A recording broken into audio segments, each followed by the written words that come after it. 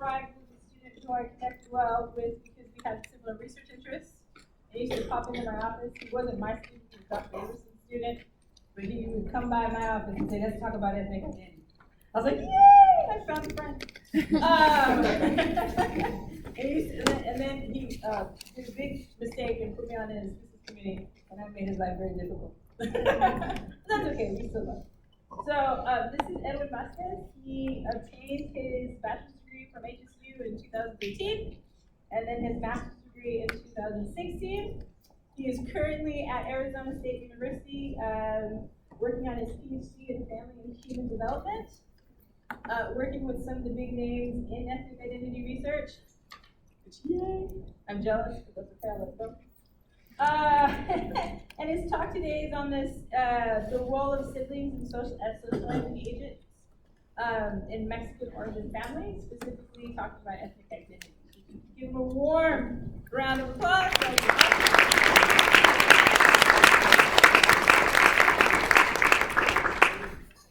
All right, everyone. So as Maria said, I'm Edwin, and I am incredibly excited to be here today because, to be honest with you, after spending so much time here, I felt like I was coming home. So thank you so much for welcoming me. Thank you so much for taking a little bit of your time. I know it's finals time. So yeah, thank you again. So today I'll be talking about the role of siblings and how they sort of help each other develop their ethnic identity, specifically during the adolescence and emerging adulthood.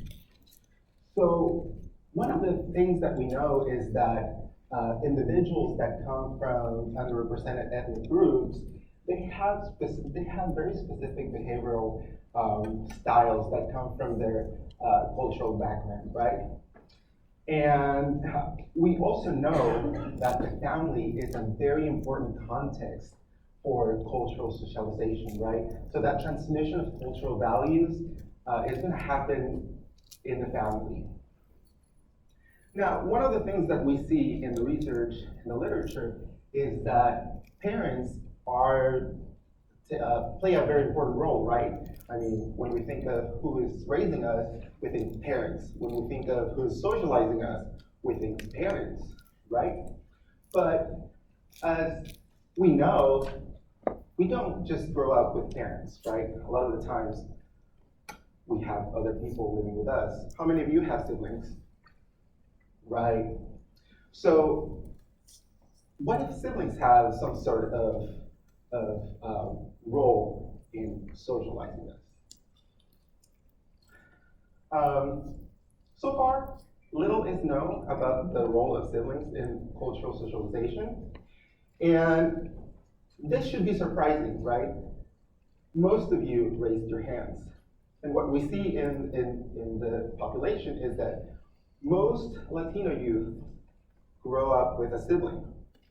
And not only that, we see that Mexican origin siblings are spending more than 20 hours in shared activities than their parents, their peers, and this is during their non-school hours, right? So even if they're going to school at the same time or together, we see that they are spending a lot of time with each other. Aside from cultural socialization, we know that siblings are very important socializers of both adaptive and maladaptive behaviors, right? So your brother or your sister is gonna maybe teach you to skip class or something.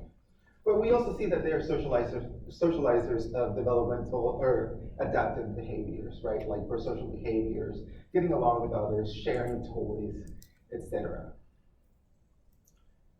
And siblings also have a very unique space in the family, right? Because they have greater exposure to U.S. culture, and they have also exposure to ethnic culture, like what it means to be, or what it means to be a Mexican or Latino, and that sort of thing. The other thing is that this exposure to culture is also happening outside of the family, right? They know the popular artists, they know the popular music, the popular slang, things of that sort, right? And having a cultural orientation is a predictor of psychological and behavioral adjustment, right? So we know that the more in academic engagement, right? So celebrating ethnic important dates like Dia de los Muertos, Los Tres Reyes Magos, things of that sort is also related to fewer externalizing and internalizing behaviors, right? So externalizing, think aggression, think skipping school. Internalizing, think depression, anxiety, things that are going on in your mind.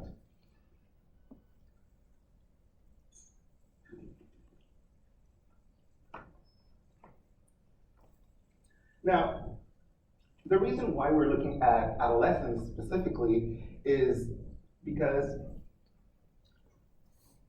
coming from an underrepresented ethnic group, it's gonna bring different experiences, right? And weaving together those experiences, weaving together the thoughts, the feelings, the ideas, the beliefs into a coherent narrative that becomes part of your ethnic or your identity tends to take place during adolescence. Of course, we know that it keeps happening, right? We develop our identity well beyond adulthood, but most of the time this is happening during adolescence. And ethnic identity itself is a multidimensional construct too. It's not just one thing. It's composed of exploration, which is going to be what you do to learn about your identity, what you do to learn about your past, your history, your culture, and things of that sort. The other dimension is resolution. We all have internal conflicts. We all have things that we need to take care of. And the process of resolving those internal conflicts is resolution, right? So we can think of exploration and resolution as developmental processes, and then the final one is affirmation. And this is an affective component, which is sort of like your feelings toward your ethnic group and your feelings toward your membership toward to your group. And so this study that we conducted, is anchored in social learning theory, right? And one of the mechanisms that underlying social learning is socialization.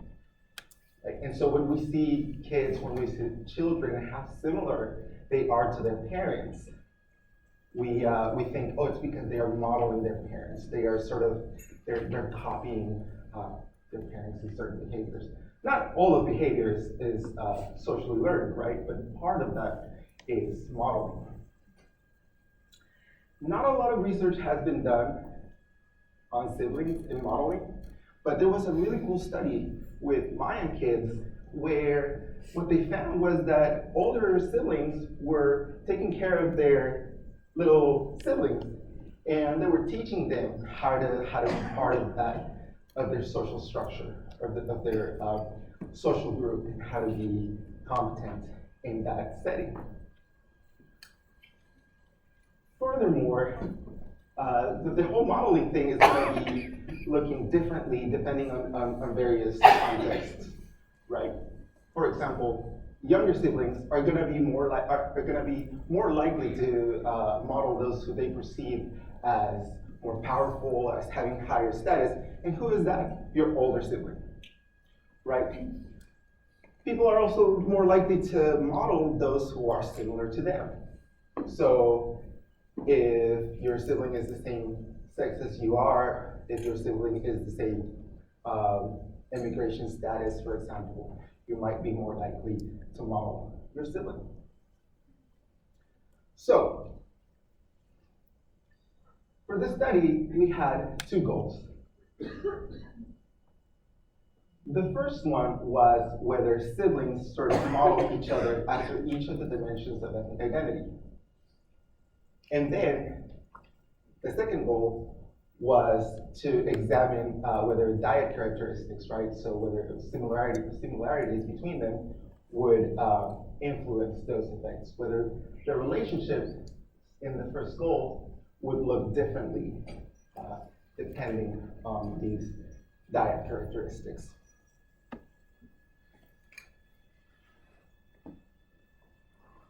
So for this particular study, what we used was the second and third waves of a longitudinal study of 246 Mexican origin families living in the Southwest. And I mean, it's like, where else would it be? But, and most parents and most older siblings were likely to be born in Mexico, right? That sort of makes sense given the immigration dynamics. The average age for older siblings was about 20 years, and the average age for the younger siblings was about 17 years old, and their gap, the average age gap was about 2 years apart, right? So it's not like there was a 10-year gap between them, it was relatively small. Another thing that's not on this slide is that we held one group constant. So in the beginning waves, we collected 7th graders with an older sibling, right? So there's more variation in the age of the older sibling than the younger. There were phone interviews and also in-person interviews where kids and their parents answered questions regarding their ethnic identity. For example,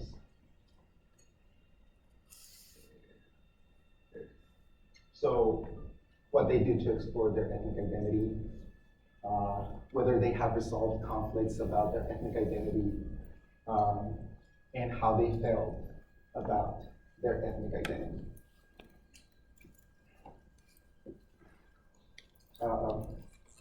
We'll get a little geeky here, but it's okay, I promise. I only put 5 equations. I'm just kidding, there's no equations. We're controlling for SES, and we're controlling for parents' ethnic identity. And so controlling this just means we're just accounting for it, right? Because we know that SES might have an impact on the relationship, so we're accounting for that. And then we're also accounting for parents' ethnic identity because we know that parents' ethnic identity is likely to influence youth's ethnic identity. We also have some context variables or moderators, such as birth order, so older and younger siblings. And then we also have gender constellation. Gender constellation is a fancy way of saying the dyad was both kids were the same gender or different gender. And the analysis that the strategy that we used was using the actor-partner independence model, and this was carried using multi-level linear modeling. All that means is that we're accounting for the fact that kids come from different families, and we're also accounting for the fact that the responses in the kids are likely to be related to each other, right? So we wanna account for all that.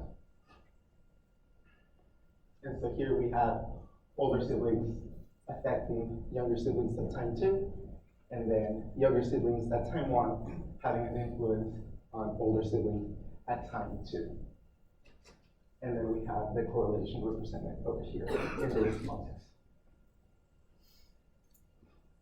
So again, once again, what we did was we were predicting ethnic identity at time 2 from siblings at time 1. And then we included SES as a covariate for missing data estimation, and also parents' ethnic identity. So what we found was that for exploration, siblings affected each other's exploration 2 years later, right? regardless of birth order, they just affected it amongst each other. So it didn't matter if it was older to younger or younger to older. It was just both are sort of influencing each other. It also didn't matter whether they were different genders or the same gender. Now, if you think about it, exploration is going to be a behavioral component, right? Like you're reading a book about your culture, you're attending different activities or events. So, because it's behavioral, it is likely to be going both ways, right? From older to younger and from younger to older. Now, in terms of resolution, again, those conflicts and ideas that you have going on in your mind, what we found was that also siblings influence each other's resolution 2 years later, right? But the interesting part about this was that that was only happening for those who are of the same gender, right? So when siblings come from a dyad that is the same gender, they were more likely to influence each other. When they were of a different gender, then that effect disappeared, right? So if you think about it, this also sort of makes sense, right? There is a difference in the way that genders express and process their feelings and conflict and things of that nature. So it's probably it's likely that that's what's happening, right? So maybe guys are more comfortable sort of processing these things with their brothers, and sisters are more likely to process these things with their sisters. In terms of affirmation, so that ethnic pride, that feeling that people have toward their ethnic group membership. Once again, we found that siblings do have an influence on each other's ethnic identity affirmation 2 years later. And here's where we found something a little bit different. We found that that was only happening from younger to older siblings, right? So younger siblings at time 1 were influencing older siblings at time 2, but the opposite was not there.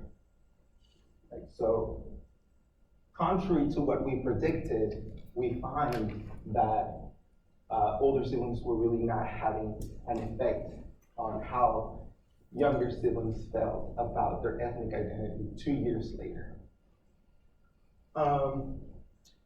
This one is a little bit more difficult to explain, right? And so what we think is that there might be some cultural differences, or that it might have to do with immigration status, right? Unfortunately, when we tried to test that, we didn't have enough people to find any sort of effect. So this is one of the first studies to sort of support the notion that siblings are important socializers, and specifically of cultural dimensions. In this case, it is ethnic identity. The other cool finding is that even after controlling or partialing out the influence of parents' ethnic identity on their kids' ethnic identity, we see that siblings are still an important source of socialization, right? And not only that, but this role is very nuanced, right? It appears that it's going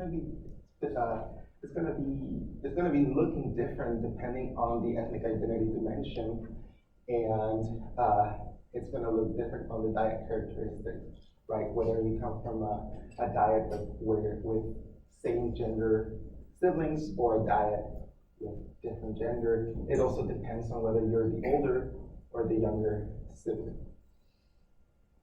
And so the future is, well, there are 2 years in between each data collection wave.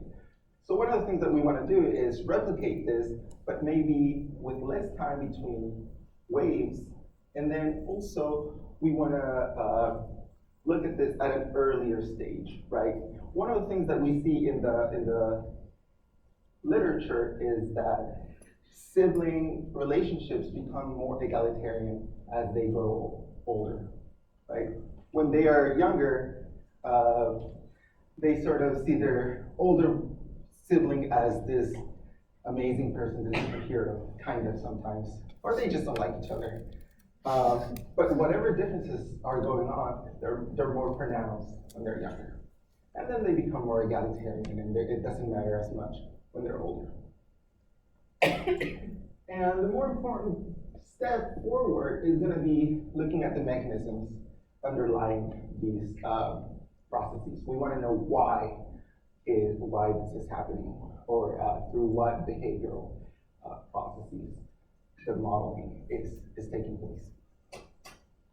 And with that, I want to thank you all, and I want to open up the floor for any questions that you might have.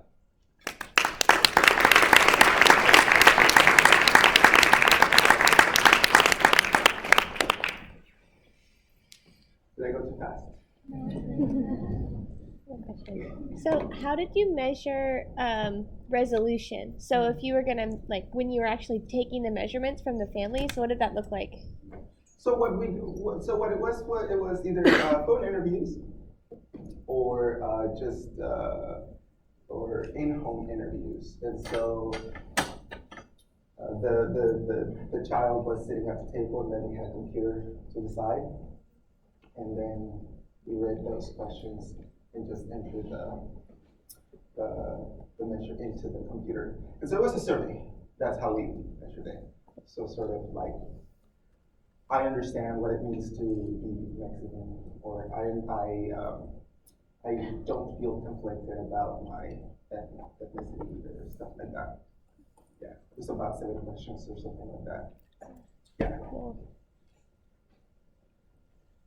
Yeah.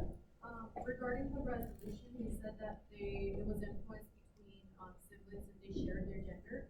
Do you think that you would see a difference in other cultures,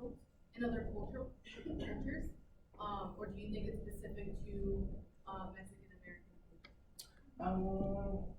I think, yes, I think that there's going to be within cultural differences, and that's why one of the biggest mind blows that I had, I mean, it's not, I can say that, that I had is that there's different sorts of ways of conducting research. We have homogeneous research, or intra-group research, and comparative research. And so it is really important to conduct research within, or culturally informed research, because I do think that it's going to look different. For example, in African American families, we know that parents socialize their kids from a very early age to sort of know how to deal with racism and things of that sort. And it might be the case in other cultures, but not as much as it is in African American cultures. In Latino cultures, on the other hand, there are other values. There are cultural values like familism, right? The importance of family is a value that is socialized from a very early age. You also have simpatía, right?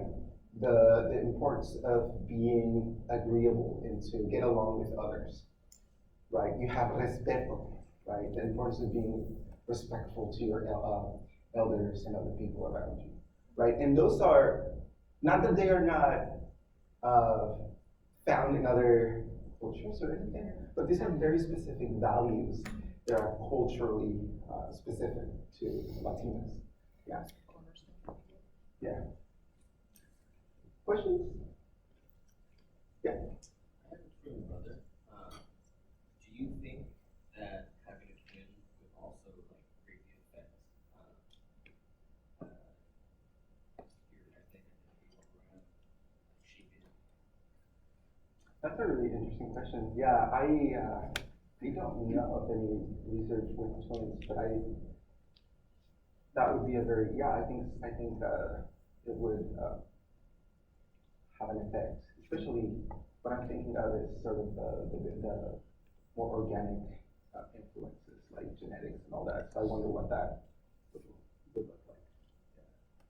Thank you. Did you look at all at like more than 2 siblings or just only pairs? Just only pairs, and that is the difficult part about, because in the data set, we do have data on how many people live in the house and how many siblings there are. But as you would imagine, it gets just so messy with other people. But and that is something that we literally sit around at a table discussing, like, how do we get to the influence of other family members? Because we know that it's not just one other sibling, right? There's other siblings in many families. Yeah. Thank you. Yeah. Question, comment. One question. For sibling influence, do you mean how one sibling is adopting the value of their other sibling, or is it just how they base their identity based on their sibling? So here it is more about modeling. So sort of like copying their sibling. That's sort of in this case, this study is very broad, right? So it's just sort of like, well, they might be copying and learning it from their sibling. And I think that your question is very important because it gets at that mechanism, right? What is happening in that relationship? What is happening in the sibling relationship that is causing that to appear? Is it a cognitive thing, or is it a behavioral thing? Is it that they talk about it? Is it that they have a warm relationship? Those are all third variables, if you will, that might influence that. Yeah, so that's another question we can talk about. Yeah, I think you had your hand up, sorry. How did you measure parents' ethnic identity? It was the same survey for all family members. So the parents answered about their own? Yeah. Okay. Yeah. Both moms and dads, and then for this particular study, we averaged both parents' ethnic identity to sort of. We were running out of degrees of freedom. Sorry, Maria. We were running out of. Oh, so another limitation to the study. No. We averaged parents' ethnic identity. And I don't know where my results are. Too late now, you already said it. No. So, we were losing degrees of freedom. Any other questions? Skipping over here. Yeah. I wanted to clarify. So you said that the siblings were about two years in average. Yeah. Do you think that there'd be a difference between like 5 years or 7 years compared to a 2-year average? Oh, heck yeah. I'm sorry, I'm supposed to be professional here. Absolutely. I think the closer they are in age, the more likely that they are to influence each other. In addition to that is also selecting the appropriate developmental period. So we want less age gap, and we also want maybe an earlier developmental time period, right? So maybe when they are early adolescence and then early and late adolescence, right? So that's sort of the dynamic, or that sort of, yeah, you know what I mean. Yeah. To follow up on that, do you think if the age gap is too big, like if it's 7 or more, like 10 or 15 years like apart, do you think it would be more related to the parent identities? So like the younger ones would see them like as a parental figure? That's a good question. Yeah, I think so. I think so, because there's also other lines of research that have looked at how as kids grow up, their ethnic identity is related to different people in their life. So when they're younger, their ethnic identity is more related to their parents, right? And then when they are older, it is more related to their to their peers and school and stuff like that. So, but I wonder how would that look like in a dyad Well, setting? closer in age, they'd be more peers. If the age gap is too big, then they're not peers anymore, right? So if you think of the family Yeah. structure in a Mexican family, the older sibling sort of takes more responsibility. Right. Let's say 16 and kids over here is 8. This person then becomes not Oh, a that's peer, another, yeah. becomes more of this sort of older adult or respect kind of situation. So it's like more related to more the younger related to one, a but parent not the figure. opposite. Yeah. Yeah. Mhm. So that might happen, just because of the family structure within a Mexican family. So, It'd be less peer-like. yeah. So what Maria said is, that older siblings, if there's a lot of gap between ages, older siblings are probably more likely to be, their ethnic identity might be more related to their parents instead of to their parents, because they are sort of the caretakers, right? They have more responsibility in the house. And, yeah. All of these are awesome questions. Yeah. Do you think the possibility of like the same gender affecting the same gender, is because of like the strict gender roles within the family, like like kind of like females can be like in the kitchen or working on like housework and stuff like that, like a very strict role. Yeah. Have that a lot of time? Yeah. So I think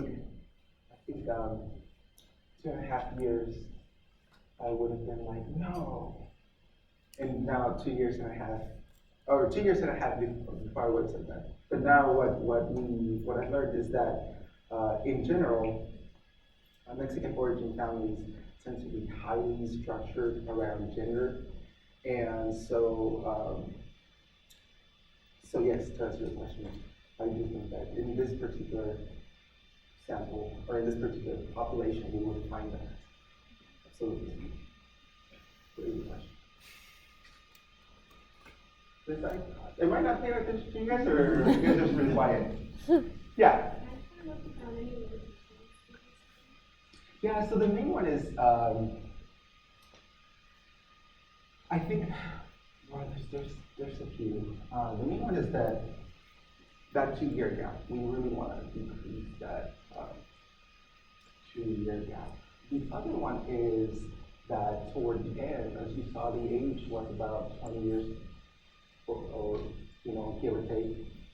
And so a lot of kids were moving away, or they were just not there. So they had to be contacted by phone, and so, at that moment, who knows what the influence really is from the older to the younger. So that's one of them. The other ones is that there was a lot of, some people drop out of the study, right? And it appeared as though SES had something to do, so those with lower SES were more likely to not make it through the entire study. So, these sort of dynamics might look different depending on SES, and so we really want to look at that too. Yeah. Yes. I was wondering if your research was needing to find evidence for the influence of the family dynamic, or are there practical? Yeah, so right now, my current advisor, she actually is working on an intervention where they go out and play and sort of teach. I think it's the older, I can't remember exactly how it is, but they sit down and play games, right? And in those games, siblings sort of model the appropriate behaviors, right? Like sharing and communicating and stuff like that, as a way for siblings to sort of socialize each other and help their parents in their socialization efforts, because there's a lot of, there can be a lot of stress in socializing kids, right? So that's one of the big applications in that it can be used for interventions. The other one is, I would say, any other sort of interventions or anything that has to do with human development, right, this study is going to be useful, right? Because I'm not just studying Mexican origin people. In studying Mexican origin people and their development, I'm studying human development as a whole, right? It's not a specific thing. So, yeah, so maybe not this one, but just understanding sort of how families from different cultures work can also help maybe institutions like HSU to understand what people from different backgrounds need to succeed, right? So those are a couple that I made up on this one. Yeah.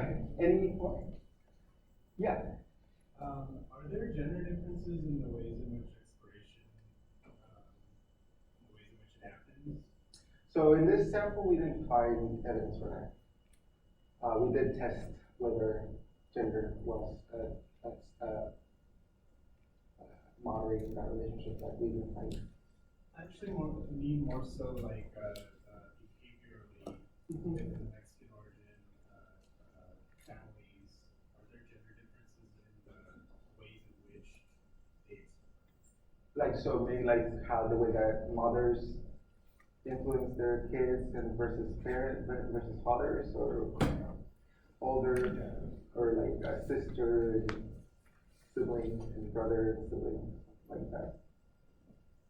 kind of, yeah, like in the possibly traditionally or culturally, the ways in which like boys like tend to explore more, like maybe boys read more and girls. Yeah. So I think that's what we try to test. We didn't find evidence for that in this one, for gender differences. So it's just important, right? Because gender constellation is not the same thing as gender whether gender was moderating, right? So your question, your question is important, right? In the sense that, for example, exploration, there's another paper that I read at some point in my life where there are at least two types of exploration. One that is very much thinking about stuff, and then the other one that is doing stuff. So I wonder whether those different types of exploration and gender have an effect on the way that siblings influence each other.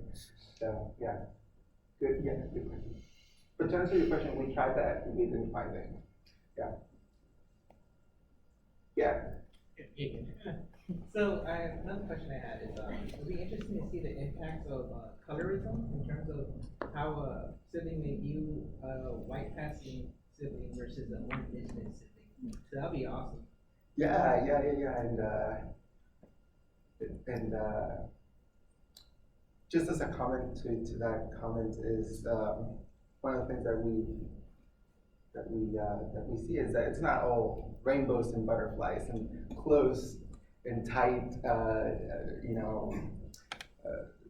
relationships and all that. Like there's stuff of like colorism going on, right? And so, yeah, that would be very interesting.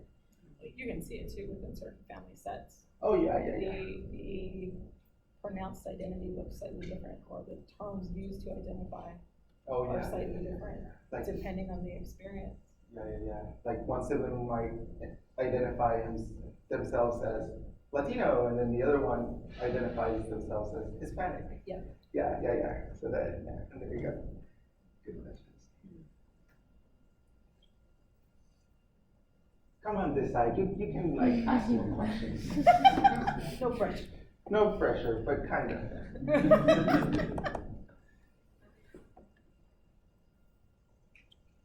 Yeah. Throughout this whole time, I just keep thinking about like influences of like going away to college and coming back. because I keep reflecting on just like my relationship with my younger siblings, like leaving and coming back, because I definitely feel like coming to college has made me more aware of my identity, and so I like appreciate that I get to take that back and like talk to them like, you know, you have to be aware of Latino culture and be proud of it, because like for example, for the longest time I used to identify as Mexican, and then people would say Mexican American, you know, and that was just like I always had trouble with that because I was like, wait, am I Mexican? Because I've never been to Mexico. I'm not even born in Mexico. So I've always had that struggle like growing up, and now like now that I'm in school, I'm aware of it, and so it's helped me like talk to my sister about that. So I was just wondering like if you notice patterns of that, like of that, you know, having any sort of effect. Your limitation can become a follow-up. That's a really good question. No, I mean, because I'm wondering how's your sibling relating to you? Do you feel like? I mean, we definitely have a huge different relationship because we have a pretty big gap. She's 6 years younger than me. My other brother is 2 years younger than me. But I definitely noticed, like going away to college, coming back, my role as the older sibling is far different. Like I have far more responsibility now because now they have to look up to me. So I was just wondering like, how that might have affected them. Because my sister and I aren't close anymore. She looks at me like, you know, like I'm not that I'm different. It's just I'm not close to her anymore. And so I was just wondering how that might affect it. And you agree with that? Oh yeah, no, it's just like, so I think it's sort of it's like somewhat related to one of the comments that Maria gave us, in that older siblings. So the greater the gap between the siblings in terms of age, right? The older siblings' ethnic identity might be more related to their parents than their younger siblings, right? Because of that sort of sense of responsibility and more awareness of their ethnic identity. But maybe it's not like a two-way street, right? Maybe you want to sort of have an influence on your sibling, but then your sibling is just like, You're also at different stages of development though. So you had one idea of who you were. Coming to a new context sort of allows you to reframe it. Your sibling is probably at the stage that you were at before you left. So they're still trying to figure out where they are. You're going through like, guessing, round 2 of figuring out what that means. And so your process is at a much more abstract situation than your younger sibling is at. So you're coming in with information and they're like, wait, I'm still trying to figure this one out. Like, okay. And so that could be it. The other thing too is just on a contextual level, when, you know, it has nothing necessarily to do with your ethnicity, but when the person you're close with leaves, there's an adjustment in that relationship. You're not there every day. It feels different. So that it may not just be the ethnicity bit. It could be like, you were my sister, you were with me, now you gone, whatever, right? And it's that process of dealing with what that's like and experiencing that and start going through that. So you have multiple changes happening at one time that your sibling is going through. See, I have another one. My brother, who's 2 years younger than me, that's going to sound kind of funny, but he's a Trump supporter. So like for a long ass time, I've been having to tell him like, why? You know, like if you're supporting someone who does not want people who look like you here. And so that was interesting because like I don't know where like dynamics changed there, you know, like because me and my brother were very close growing up, and we still kind of are, but like I don't know that changed. All the developmental stuff happening at one time. Too many things are going on. There's not. I mean, it's hard to pinpoint at one thing. There's just a lot happening. One thing This that, is really, by the way, sorry. no, one thing that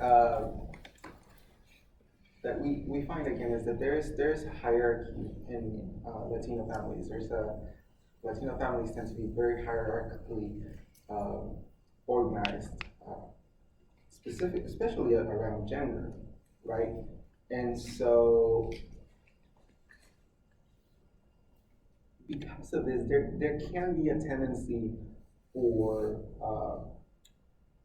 some folks, like Mexican origin folks, for example, to see that sort of masculinity represented in Trump, and Am I not allowed to talk about this? I'm not your advisor.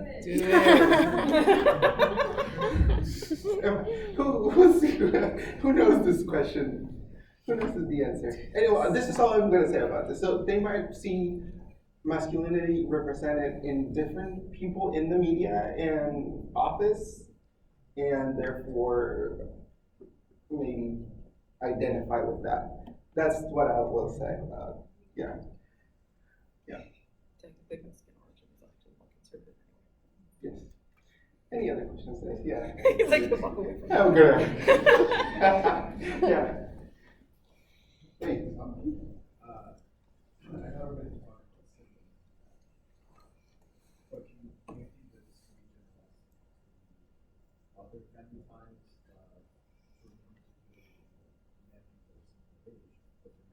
for close cousins? Yeah. Yeah. Yeah.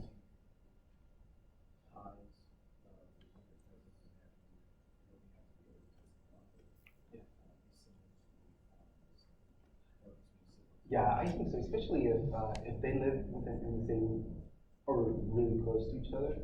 I think, I think that family structures are so varying.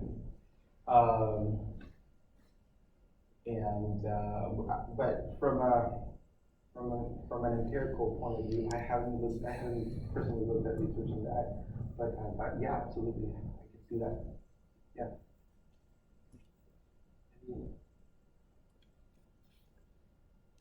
Yeah. I'm sorry for the answer, I don't remember. But were all of the siblings that you looked at in your study full biological? Yes. It had to be. They had to live with their biological parents, and they had to have biological siblings. Any good questions?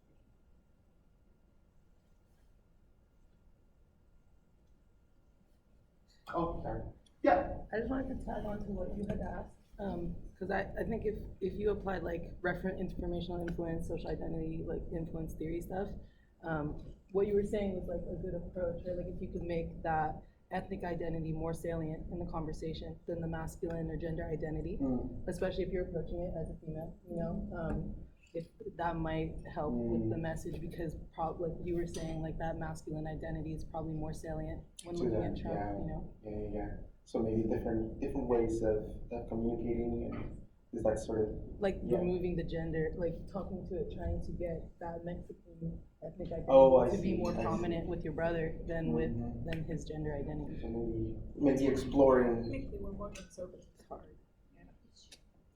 Technically, over in general, Mexican culture is more conservative in the sense that the Catholicism is a driving force and it's very patriarchal. I'm not saying we all are, but there is a tendency for that to occur. I'm not saying that's why he's supporting that. I'm just saying that if you read the literature, that pops up quite a bit here. We don't all agree. Well, and a lot of us don't swim that way. Well, and we have the other cultural value that I forgot was mañanismo, right? Which is the expectation that the female is gonna sort of like subdue herself and sort of like self-sacrifice for the good of the family, right? And so again, like Maria is saying, not that I agree but that is found in this sample, in this population. Those values also tend to dissipate the farther away you are. So later generations don't hold on to those as strongly. Earlier generations tend to be more conservative, tend to be that way. But the farther you get away from that, the less that appears. Yeah. So what's coming to mind when we're discussing this sibling leaving to attend college is if the data set continued every 2 years and then one of the siblings went to college and then they still had to report how the relationship was, that's something that I'm interested in. Like, would we see something, a shift in that?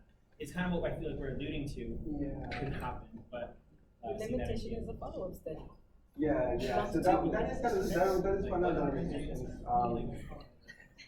And the thing is, and the thing is, all we know is that they weren't living in the same household. So that would be that is a good question, right? Like specific reasons of leaving the household. Is it like, what is it like for siblings who move on to college versus maybe siblings who just move out for whatever other reason?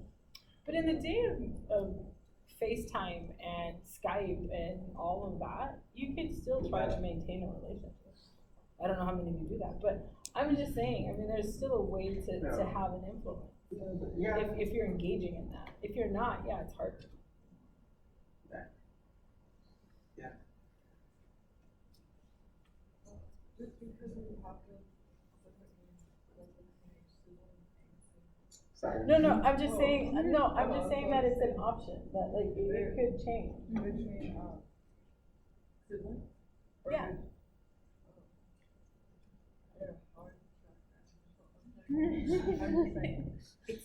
Social media has changed many things. It's a possibility. Yeah, I think my siblings, they're doing their own thing on social media.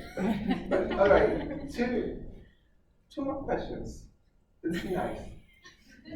Yeah. One thing that I was gonna kind of bring up too is like, yeah, there is that whole like sibling goes off to college, but I feel like sometimes if you like move out, like I experienced that where I moved out of my household and I was not like I was still in the same town, but I wasn't in the same household, and so there's that kind of like resentment almost from siblings because they're like, why did you leave? Like you could have stayed here if you wanted to, you didn't have to struggle, and it's like there's like that resentment almost. Yeah. So I think it can go like multiple ways, just depending on the values that are in the household, because I think a lot of Latino families expect that if you're gonna stay in the same like town, you're not moving out, like you're staying with the family until you get married and then you leave, you know. So I think that can be something that's like cultural as well. Yeah, and at the same time, you're developing your own identity, right? Yeah, You're having your own experiences that influence your identity, and so there, yeah, I think so. Yeah. Yes, it's generational. But it's still generational. All right, yeah. You mentioned that a lot of the people in the sample were born in Mexico. What kinds of differences do you think you would find amongst like Chicano families who are a few generations removed from? So we did look at nativity status as a moderator. We didn't find any. We also looked at nativity constellation, whether both kids were born in Mexico or whether one was and the other one wasn't. We didn't find that.